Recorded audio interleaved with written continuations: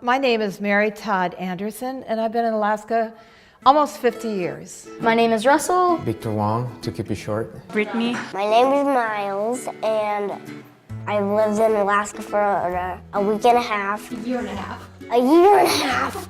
A week. You live in Alaska. Oh my God, that's the big one. That's a ways away. I said, I'm Virginia Phillips, and I'm from Sitka, Alaska. And the man in front of me turned around in his seat and shoved his face towards me and yelled to the top of his lungs, "Oh my God, you look like everybody else." This is the funniest thing, but my friends told me that, do you live in an igloo? Oh, do you ride polar bears? Like, no, but there are a lot of polar bears where I do come from. And they're like, do you live in igloos? I'm like, I am that native, but I've never lived in an igloo. I don't know.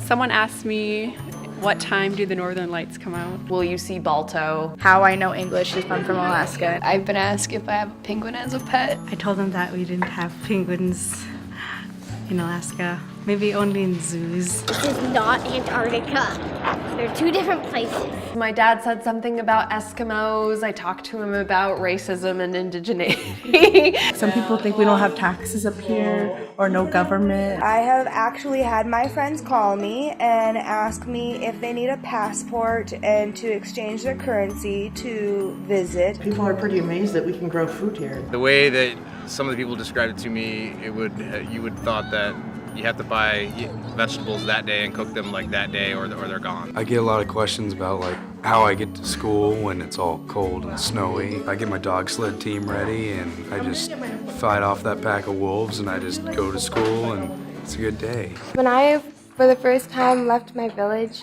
and I went to Juneau, I went to middle school at Floyd Dryden, and once the kids found out I was Native, because obviously I'm lightly complected, and they found out I was from a village, they asked me if my community or my village had a lot of drunks. And they were asking me if I was a drunk, and I was only in 8th grade. I must admit that when I moved to Alaska, I too fell prey to a lot of these stereotypes and silly jokes. In Alaska, we get plenty of schooling of all over like the world, and we know places and we don't think stuff like that. I threw a theme going away party to Alaska with love, riffing on To Russia with Love, because Russia and Alaska have some kind of closeness. I had heard from Sarah Palin. I mean, I too was falling, entrapped by these jokes. I'm really proud to live here, and it's so culturally diverse. I like the way the mountains just jump out of the ocean. We're kind of on the edge of the world here. So when he was about 4 years old, we were down in Utah, and it was a nice day, and we went to a picnic with our family, and it started to rain. The kids didn't know what to do. They were like, it's cold and it's rainy, and he was like, there's puddles, let's go play in the rain. And he was so excited about it. Felt like he was at home.